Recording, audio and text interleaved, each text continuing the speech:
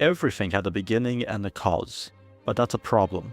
That is a problem. Not because you are likely projecting a rule observed within the universe onto the universe itself without actually knowing if you can do that, or that such an idea is challenged quite strongly by modern physics, or even that anything you have to say about it is likely self-contradictory nonsense. But because, if we forget all of that, it's just a little bit redundant, isn't it? A cause and a beginning. What? You're also going to say it starts, has an opening, and commences as well? Pfft.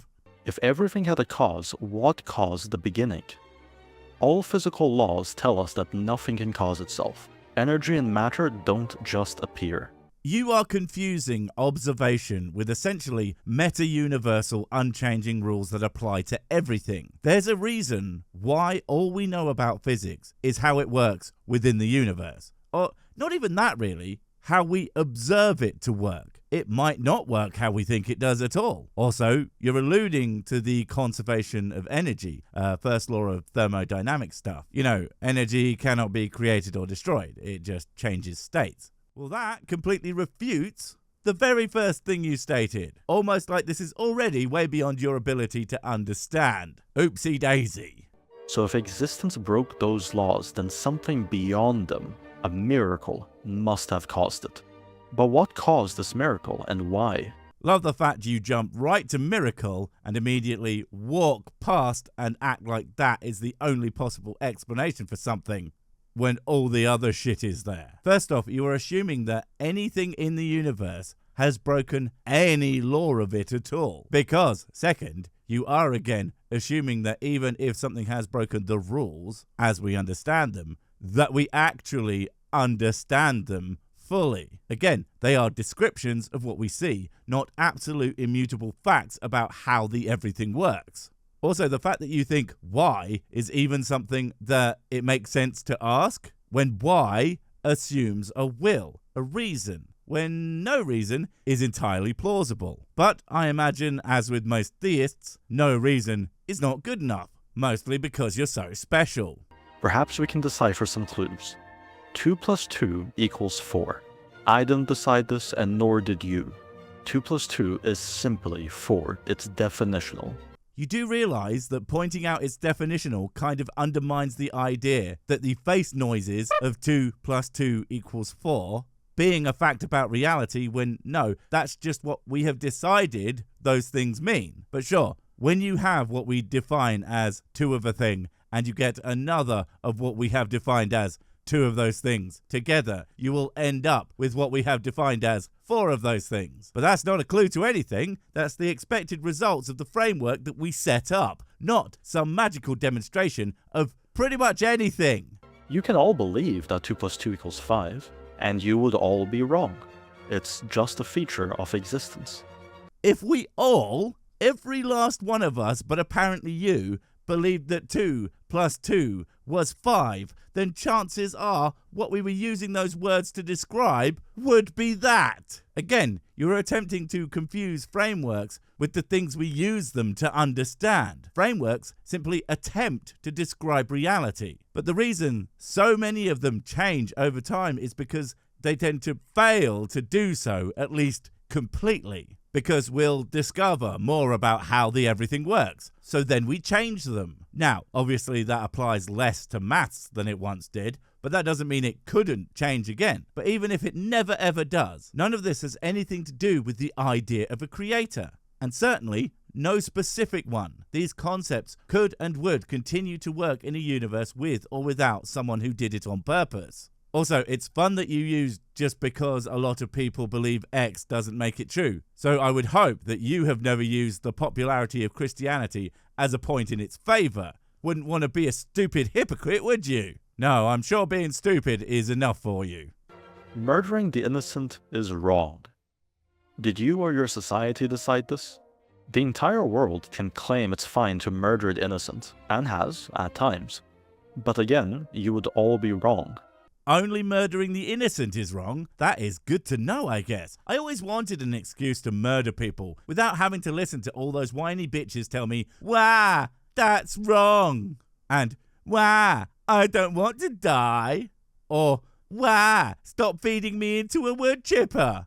So annoying. But completely fine. Now I know that as long as I can justify that someone is not innocent, whatever the hell that would mean. Because suddenly, I can do anything to anyone I want, basically. Of course I kid, because we don't define the wrong version of murder as the one that kills innocents, because murder is pretty much just unlawful killing. I know you threw in murder of innocence as an attempt to get around needing to argue the obvious fact that while unlawful killing certainly is a crime, if the laws are broken, it's not necessarily going to be a bad thing, such as if laws are weighted in a way where an abuser might get away with trapping someone. Killing them to escape could very well be justified. You might have done better with killing innocents is wrong, but that still has problems. And both run afoul to things like assisted suicide. Would it only be okay to help someone in incurable agony die if they're also a bad person? That would be a bit of a strange standard, wouldn't it? It all demonstrates that no matter how clever you try to be with your definitions, you will always end up having to argue based on each and every specific case. Because that's how this shit tends to work. It's not some set of absolute rules. Ethics is hard, and if you think it isn't,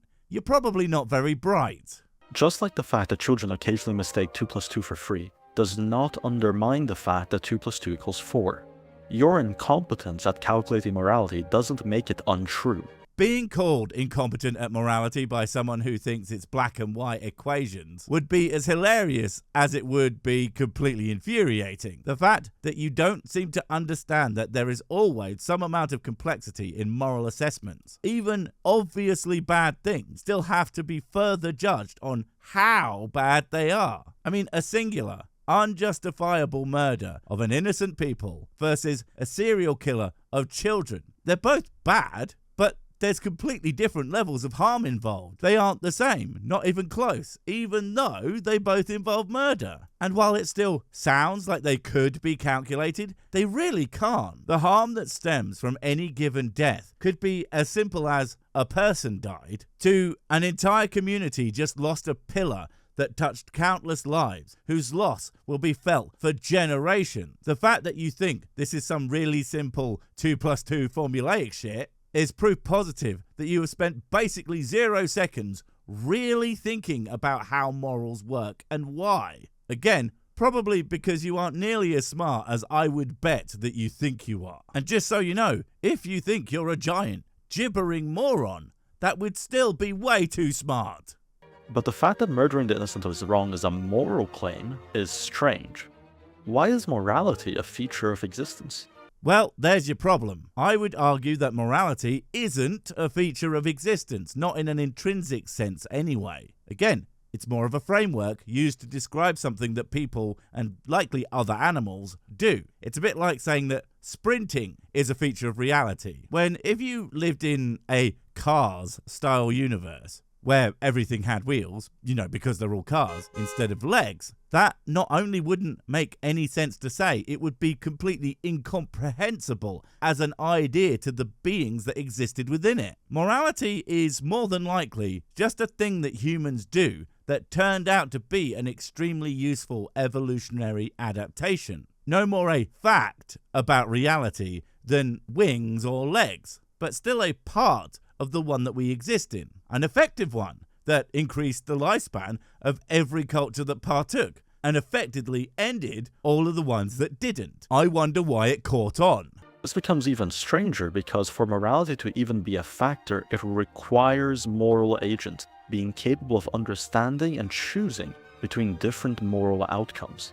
Kind of like it's a feature of those agents and not a fact about the universe they exist within. I think this is a thing a lot of theists can't wrap their heads around, likely because morality itself provides objectively good results. Means to them that it has to be on purpose, but there's lots of things that achieve great outcomes that are quite obviously not things that are necessarily intentional or fundamental to the universe, but they still exist within the universe as things that other things do. Like, say, for the vast majority of human existence, vehicles just wouldn't have been a thing. And if we had never discovered internal combustion or harnessed and stored electrical energy, then cars just wouldn't be a thing, despite how useful they've ended up being. And there are endless discoveries that may well revolutionize existence as we know it, well beyond anything we have done before. And possibly even others that would go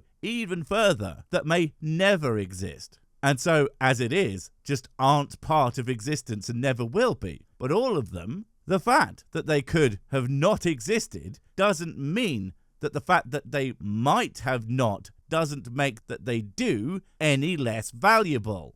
And I would argue even more so. The fact that morality is likely not an objective fact, but a discovery that is utilized, does not make it any less real, or in fact, good.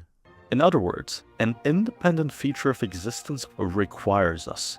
This would be a contradiction unless existence was made for us, meaning that our existence is not an accident by the original miracle that started it all, but the purpose of it.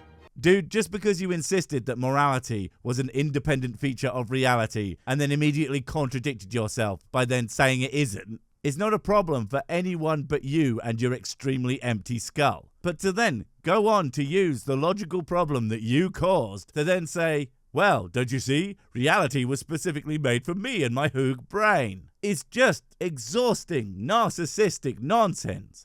Throw in again that your use of miracle to describe another thing that was just you failing to understand what anyone who knows anything about how the universe formed would say, rather than proving either of your premises as true and simply assuming them makes you, well, sound more than a little bit ridiculous, I'm not gonna lie. Purpose implies a mind, and this thinking mind has determined what is good and what is not good.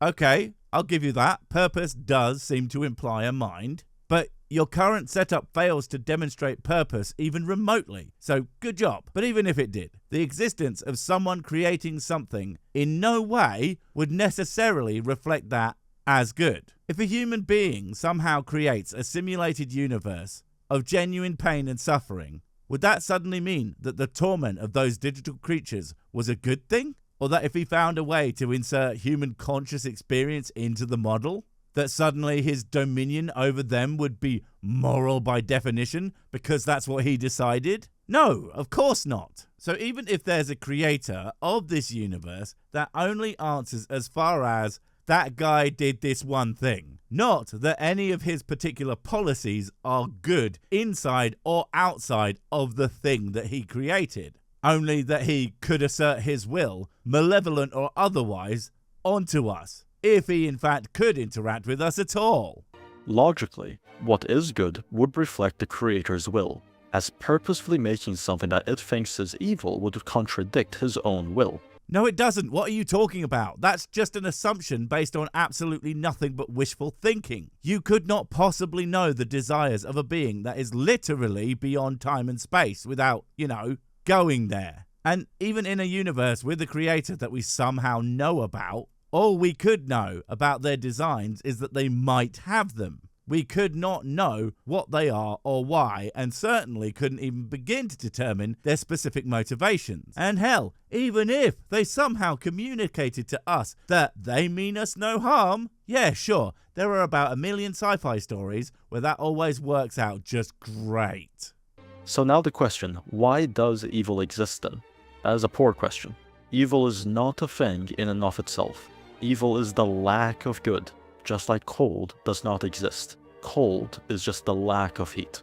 It's not a poor question at all. In a worldview where it's claimed that your guy is both all good and all powerful, the existence of evil that you have defined as something he absolutely doesn't want as well, it's a little weird to say the least that it exists there. Also, the analogy is really, really bad. The difference between hot and cold is one of amounts of energy. Low energy states are cold, high are hot, at least in super simplistic terms. The vast majority of places that lack the active element of goodness are at worst completely neutral on a moral scale, whereas things we consider evil require obvious and active effort or energy, whether that be from people being shitty to each other, or diseases causing problems, or natural disasters spreading havoc. In a universe of no one actively doing good, you would have mostly Empty space where nothing much is happening at all. Not some kind of burning hellscape of suffering and endless biodome reruns. But there's me being redundant. Very sorry. However, the world is still evil. Why is this allowed? Is this not a contradiction of the creator's will? This is allowed because to be moral agents, people must have agency, the ability to choose. So you're telling me that God would be incapable of making a world where everything is good and people get to have choices? That seems like it should be pretty unlikely, again given the likely attributes you would give to the guy, and doubly so considering heaven is supposed to have free will and no evil, hum-de-hum. But the thing is, you're still completely ignoring all the other shit that we consider evil, only choosing to focus on that which stems from human choice. But what moral choice did the man who was struck by lightning make? What terrible decision did a child born with a rare incurable illness decide to action? Like, if you want to play the free will card, you have to understand that evil would still exist in a world where humans did nothing but good deeds. So who was it that you would say is controlling the bad things that are happening at that point? Who could it very easily be argued is causing literally all the evil in the world? Well, it's either going to be someone pretty damn evil or someone who apparently can't stop them because they lack the power to do so. Interesting. Without it, there are no moral agents, and thus morality itself becomes pointless. Here's the thing. If there is absolutely no free will, not even the kind that you would find in a compatibilistic framework where it's some kind of emergent property, then any moral decisions you make, while not strictly your own, would still absolutely have a purpose, as in a utility, the exact utility of all evolutionary adaptations to increase a species' survivability. But the thing is, under your particular system, with an all-knowing God, you have to wonder, how could you have any free will at all? If he knows what you're going to do, then you can't do anything other than what he already knew you would do. In your rubric, morality is apparently really pointless. Nice. However, when people choose to not pursue good, they become a contradiction to the Creator's will, an intolerable state, which would not have been permitted unless the Creator had a solution. Yeah, punishing them forever for a finite crime. We know he's the good guy. And by your little animation, it's apparently blowing the hell out of all of them. You would think that the dude could have found a slightly more subtle, less murdery solution to the things he created, not functioning the way he wanted. But what is he, all-powerful? Not likely. And he's definitely not all responsible for his own damn failures. No, no, no. Also, it occurs to me that even without directly controlling people, God does wish to manipulate people into being the way that he wants them to. You know, manipulation, another tool of the good guys. But what could that solution be? If people are unable to achieve righteousness on their own and become contrary to the Creator's will, then they need that righteousness imparted upon them from another. The only one who would have the leftover righteousness required would be the Creator himself. Oh, it's going to be the Jesus thing, isn't it? You know, for a video about the forgotten logic of Christianity, it sure is a bunch of shit that apologists have been saying all the time. Except way less convincing than it already isn't. I mean, ignoring that you already failed to make a single coherent point in your favor, I failed to make a thing the way I wanted it, so I'm going to sacrifice myself to save them from what I plan to do for my mistake, really loses all its luster when you think about it for even a nanosecond. So now the question of how. For a recipient to receive something, it requires the giver to sacrifice it. Oh, come on, that's not how gift giving works. You don't sacrifice to give something to someone. It still exists. You don't lose it forever. You're essentially trading it for the joy and happiness of the other person. A sacrifice would be something going away forever with an essentially equivalent exchange, like throwing yourself in front of gunfire and losing life or limb. I mean, there's plenty of good reasons to do it, but it's not the same thing as giving a present, especially when that gift is from an infinite being. Sacrificing even an infinite part of an infinite being is literally next to nothing. But why would the sacrifice of the righteous save the unrighteous? After all, we do not hang an innocent man to forgive the crimes of a murderer.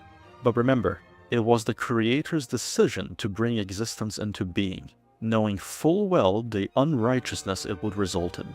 The Creator paid the cost for his creation, deeming it worth the sacrifice, deeming you worth the sacrifice.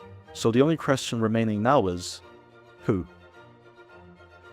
Like I said, blah, blah, blah, blah, blah, blah, blah, Jesus. But the thing is, you said it yourself, he made it wrong on purpose, and then sacrificed a portion of his infinity, which means nothing to an infinite being, to fix the thing that shouldn't have broken in the first place. Amazing. Almost like it's an ill-thought-out story written by people trying and failing to sound profound. But the worst part of it all is nothing that you have said previously, even remotely, leads to any of this. There's no through line to Jesus or Yahweh or even any particular God. Even if what you started with wasn't gibberitic nonsense. Maybe next time you should do it in 4 minutes, and then it will be infinitely less stupid. How much less is that from infinitely stupid again? All right, never mind. Bye!